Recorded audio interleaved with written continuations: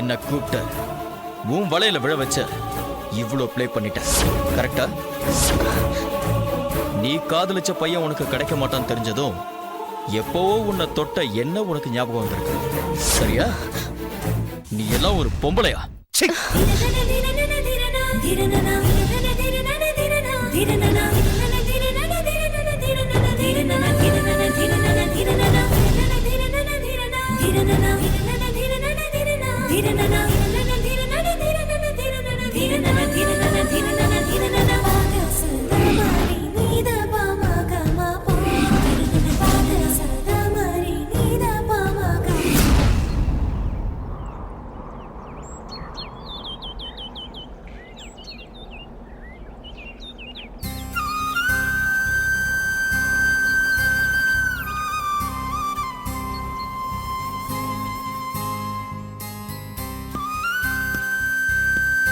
எத்தனை வருஷமாச்சு? 13 வருஷமாச்சு. கிளாஸ்மேட் ஆனாலும் பார்த்த உடனே டக்குன்னு அடையாளம் கண்டுபிடிச்சிட்டியா சூர்யா? நீ கொஞ்சம் கூட மாறவே இல்லையே. ஆனா நீ கொஞ்சம் மாறிட்ட. அதனால நான் தடுமாறினது உண்மைதான். ஆனா நீ சிரிச்சதும் நீ தான் கண்டுபிடிச்சிட்ட. ஆமா, இவ்ளோ காலையில உன்னை பார்க்க வந்திருக்கேனே, என்ன விஷயம் கேட்க மாட்டியா? அது எப்படி? வீட்டுக்கு வந்த ஃப்ரெண்ட, அதுவும் எத்தனை வருஷம் கழிச்சு வந்த ஒரு ஃப்ரெண்ட எப்படி கேட்பாங்க? முக்கியமான விஷயமா இருந்தா நீயே சொல்லு. முக்கியமான விஷயம்தான். முக்கியமான விஷயமா? என்னப்பா அது? நேத்து நான் செஞ்ச காரியத்தை பத்தி யோசிச்சா மனசு கேட்கல. அதான் மன்னிப்பு கேட்டுட்டு போலான்னு வந்தேன். ஹேய், என்ன பெரிய பெரிய வார்த்தையெல்லாம் சொல்ற? எதுக்கு மன்னிப்பு? நேத்து நீங்க லாயர் கிட்ட பேசிட்டு இருந்தத நான் ஒட்டி கேட்டுட்டேன். என்னது? ஒட்டு கேட்டியா? ஆமா, வேணும் நல்லா கேட்கல. உள்ள வந்தப்ப யாரோ பேசிட்டு இருந்த மாதிரி கேட்டுச்சு. காது வச்சு கேட்டப்போ நீ உன் மனைவியை பத்தி பேசிட்டு இருந்ததை கேட்டேன். ச்சே, நான் வேற உன்கிட்ட வந்து பூர்வீக சொத்து ப்ராப்ளம் அது இதுன்னு கஷ்டப்பட்டு கிரியேட் பண்ணி கதை வேற விட்டேன். எப்படி உன்னால இப்படி சிரிக்க முடியுது? இடுக்கன் வருங்கால் நகுகன்னு வள்ளுவர் சொல்லியிருக்காரு.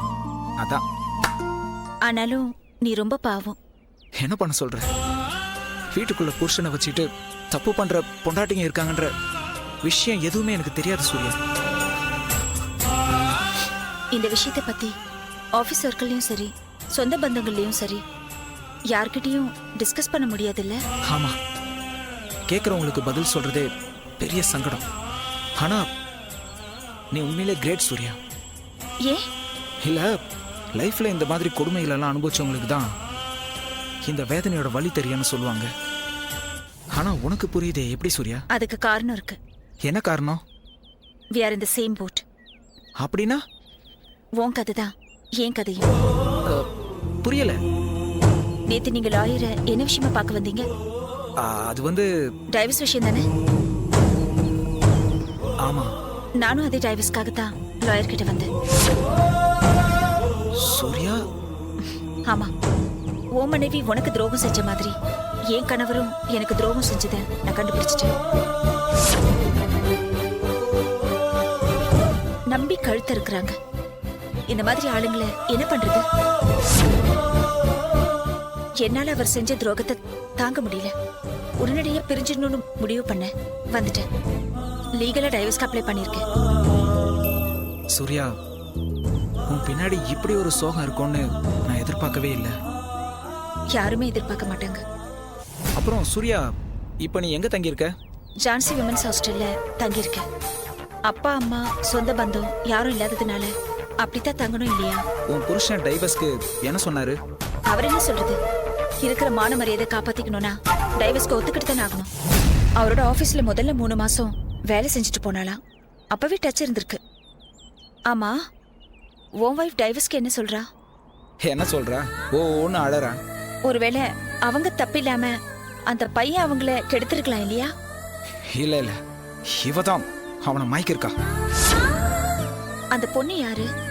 நான் ஒரு வாட்டி பார்க்கலாமா? அவளை எதுக்கு பாத்துக்கிட்டு? சும்மா வேஸ்ட் ஆஃப் டைம். சும்மா கெட்டவங்க எல்லாம் எப்படி இருப்பாங்கன்னு பாப்போமே. அட்ரஸ் மட்டும் கொடுங்க, தூரத்துல இருந்து போய் பார்த்துட்டு வரேன். சரி, அட்ரஸை மெசேஜ் பண்றேன். What next? அப்படின்னா அடுத்து எதையும் நான் முடிவு பண்ணல. அப்ப நான் கிளம்புறேன். சரி, அப்பப்போ வந்துட்டு போ.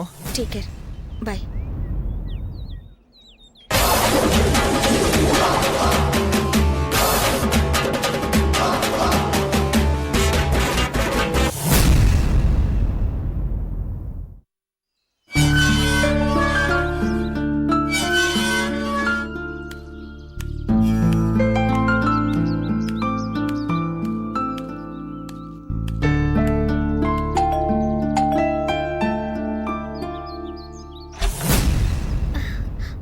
இருக்கா? மேடம் இருக்காங்களா? இருக்காங்க, உங்களுக்காக தான் காத்துட்டு இருக்காங்க.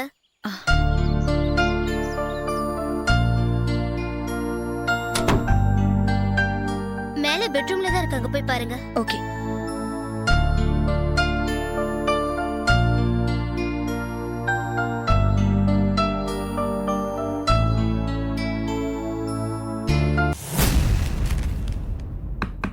மேடம், எஸ் சூர்யா, வாமா.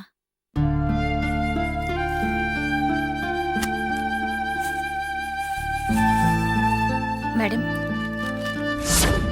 என்னம்மா இது? கோர்ட்ல திறமையா ஆர்கியூ பண்ணி எனக்கு டைவர்ஸ் வாங்கி கொடுத்ததுக்கு ஒரு சின்ன ட்ரீட். வேண்டாம் சூர்யா, ஏன் மேடம்? உனக்கு டைவர்ஸ் கிடைச்சதுல எனக்கு சந்தோஷம் இல்லம்மா. என்ன மேடம் அப்படி சொல்றீங்க? ஆமாம்மா, உன்னோட டைவர்ஸ் மட்டும் இல்ல, பிரதாப்க்கு கிடைச்ச டைவர்ஸ்க்கும் எனக்கு சந்தோஷம் கிடையாது. தொழில் ரீதியா ரெண்டுமே வெற்றியா இருந்தாலும் ஆத்ம திருப்தின்னு பார்க்கும்போது எனக்கு மிகப்பெரிய தோல்வி. நீங்க வேற மேடம், ஒரு தப்பான கணவன் கிட்ட இருந்து சட்டப்படியே எனக்கு விடுதலை வாங்கி கொடுத்ததுக்காக நீங்க காலம் புறாவும் சந்தோஷப்படல மேடம். நீ என்ன சொன்னாலும் சரி, எனக்கு அதுல உடன்பாடு இல்ல. போகட்டும், இனிமே பழச பத்தி பேசி பிரயோஜனம் இல்ல, ஃபியூச்சரை பத்தி பேசுவோம். என்ன பண்ண போற? பெருசா ஒன்னும் ஆசை இல்ல மேடம். இப்படியே ஒண்டி கட்டையா வாழ போறியா? தலையில எப்படி எழுதியிருக்கோ அப்படி நடக்கட்டும் மேடம். என் மனசுல ஒரு யோசனை இருக்கு, சொல்லட்டுமா? சொல்லுங்க மேடம். இந்த 6 மாசத்துல நீயும் பிரதாப்பும் நல்ல ஃப்ரெண்ட்ஸ் ஆயிட்டீங்கல்ல? ஆமா மேடம். நீங்க 2 பேரும் ஏன் கல்யாணம் பண்ணிக்க கூடாது?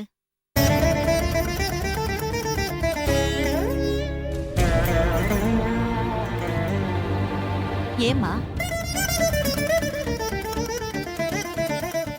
அதெல்லாம் சரிப்பட்டு வராது மேடம்.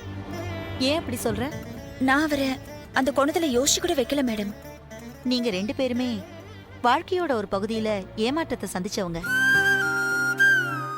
அந்த ஏமாற்றம் உங்க வாழ்க்கையில காணாம போகணும்னா இந்த கல்யாணம் நடக்கணுங்கிறது என்னோட ஆசை. எனக்கு தெரிஞ்சு நீங்க பிரதாப் கிட்ட இன்னும் பேசலன்னு நினைக்கிறேன். ஆமா, உன்னோட இஷ்டம் தெரிஞ்ச பிறகுதான் அவர்கிட்ட நான் பேச முடியும்.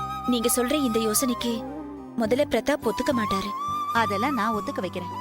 உனக்கு பிரதாப் மாதிரியான பையனை விட்டா ஒரு அருமையான துணை எங்க தேடினாலும் கிடைக்காது.